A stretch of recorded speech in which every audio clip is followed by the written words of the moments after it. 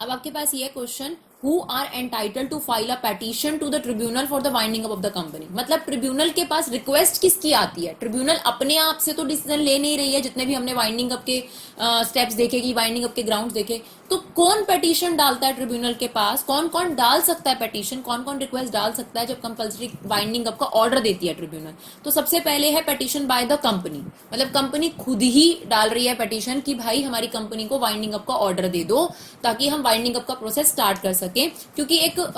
Tribunal के order से एक तरीके से आप कह सकते हो लीगल कंसेप्ट जुड़ जाता है, तो वो जनरली जरूरी होता है, क्योंकि कंपनी जब जन्म लेती है तो भी लीगैलिटी उसमें होती है, और जब कंपनी बंद होगी तो भी लीगैलिटी एस्पेक्ट उसको कंसिडर करना पड़ता है। तो कंपनी का मतलब है जब आपने स्पेशल रेजोल्यूशन पास किया, क्योंकि स्पेशल रेजोल्यूशन पास करने का मतलब है 75% से ज्यादा लोग एग्री कर रहे हैं कि कंपनी को वाइंड अप हो जाना चाहिए। तो स्पेशल रेजोल्यूशन जब आपने पास करा, पास करने के बाद आप ट्रिब्यूनल से रिक्वेस्ट करते हो कि ट्रिब्यूनल का ऑर्डर आ जाए कि कंपनी को वाइंड अप कर दिया जाए।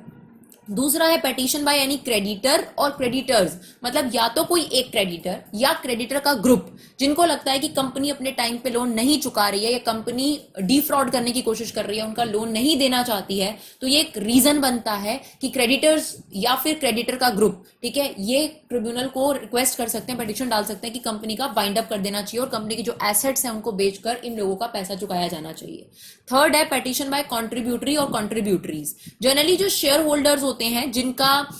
जब कंपनी कल को वाइंड अप होगी तो जब एसेट्स बिकेंगी तो उनका हिस्सा होता है, ठीक है ना, उनको कॉन्ट्रीब्यूटरी बोलते हैं। कल को जब सभी शेयर होल्डर का हिस्सा होता है, अगर बच जाएगा क्रेडिटर को चुकाने के बाद, अगर कंपनी के पास पैसा बच जाएगा, लोन चुकाने के बाद अगर कंपनी के पास पैसा बच जाएगा, तो उन एसेट्स पर शेयर होल्डर का राइट होता है, उनसे बेचकर उनको पैसा मिल सकता है। तो कई बार कॉन्ट्रीब्यूटरी भी पेटिशन दायर कर सकते हैं कंपनी, यानी कुछ शेयर होल्डर्स मिलकर भी कंपनी के लिए रिक्वेस्ट दायर कर सकते हैं कि कंपनी को वाइंड अप कर देना चाहिए, यानी माइनॉरिटी समझ सकते हैं आप लोग यहाँ पर।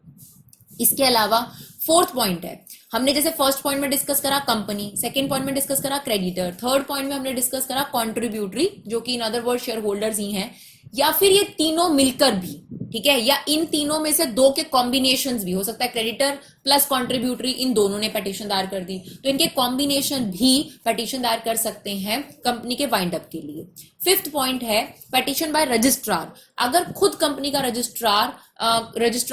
रिक्वेस्ट करता है या फिर पेटिशन दायर करता है किसी भी वजह से, चाहे आपने फाइनेंशियल स्टेटमेंट सही से फाइल नहीं करी या फिर आप फाइनेंशियल स्टेटमेंट फाइल कर ही नहीं रहे हैं, या रजिस्ट्रार को कोई एम्बिग्युइटी नजर आती है या फ्रॉड नजर आता है, तो ऐसे केस में रजिस्ट्रार भी पेटिशन की रिक्वेस्ट दायर कर सकता है। इसके अलावा कोई सेंट्रल गवर्नमेंट का ऑथराइज्ड पर्सन जिसने कंपनी की इन्वेस्टिगेशन करी और इन्वेस्टिगेशन करने के बाद उसको पता चला कि ये कोई बबल कंपनी है या फिर ये कोई फ्रॉड कंपनी है या फिर कुछ ऐसा काम कर रही है जो अनलॉफुल है या पब्लिक इंटरेस्ट के लिए नुकसानदायक है, नेशनल इंटरेस्ट के लिए नुकसानदायक है, तो वो ऑथराइज्ड पर्सन भी, वो इन्वेस्टिगेटर भी ट्रिब्यूनल को पेटिशन डाल सकता है वाइंड अप के लिए, ठीक है। इसके अलावा खुद स्टेट गवर्नमेंट या सेंट्रल गवर्नमेंट भी ऑर्डर पास कर सकती है जिसमें